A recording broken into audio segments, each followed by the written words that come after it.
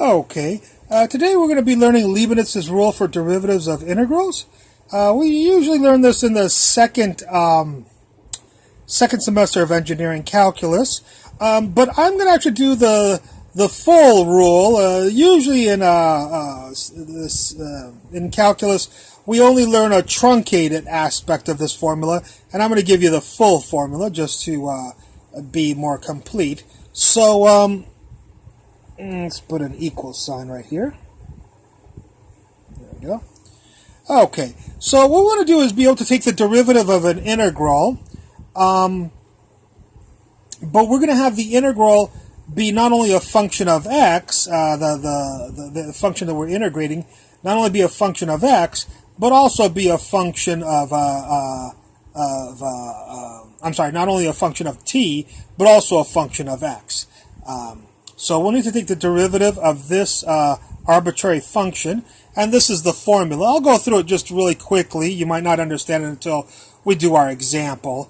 But what it says is the derivative of a function of x and t, where t is the integration variable, and these two are functions also, is equal to, plug in the top function up here, the top limit, into t, wherever t appears in the function, and then take the derivative of that top limit with respect to x, v prime right there. There's nothing right here.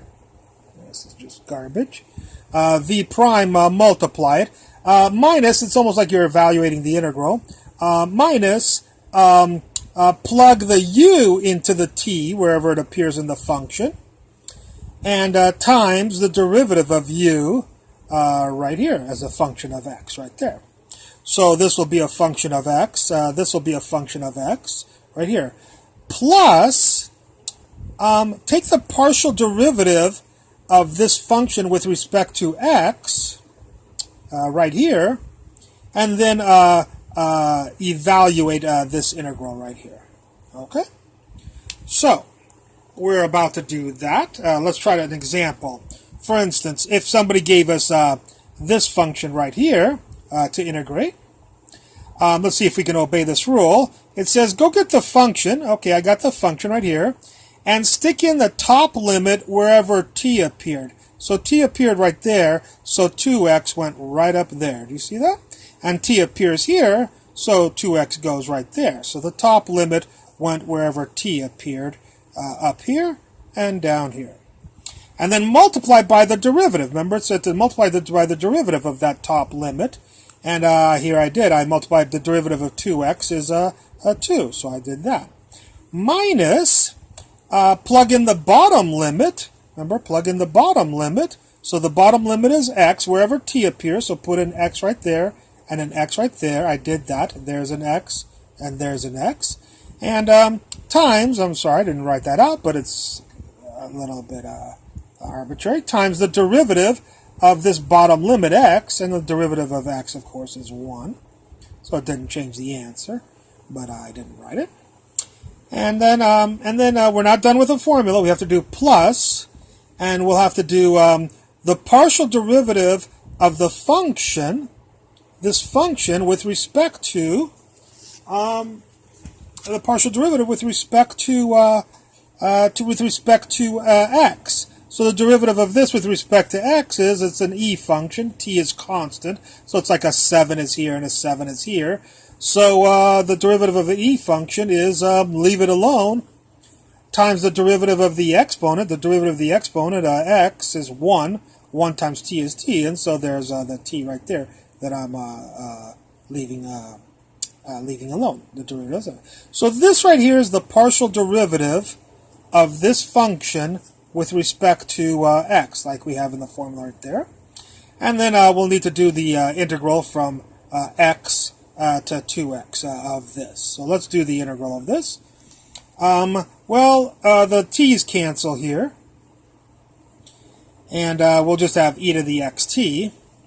And so the integral of e to the xt dt, of course, is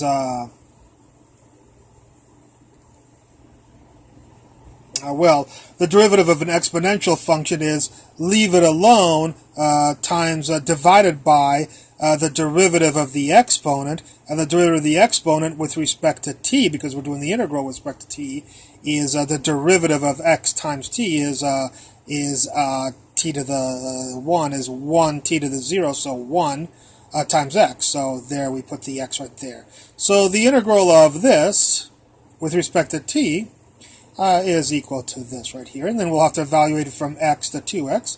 Evaluate it from x to 2x right there. Okay, well, I didn't do anything with this.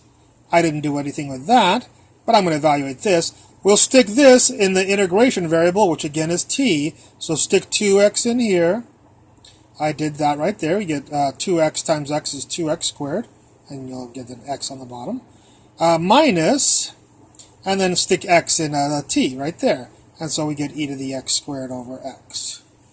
And so we get that the derivative of this is equal to I prime or di dx. Both are the same thing. And we'll get this. And we'll do a little bit of algebra to that. You can, this is 2 apples, so you got 2 apples. And this is 2 apples, so you got 2 apples. So if you do a little bit of algebra there, you will get this. Okay?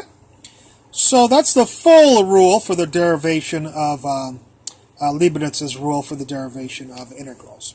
Okay, I hope you enjoyed this lecture, and I look forward to any comments at the bottom. Thank you very much.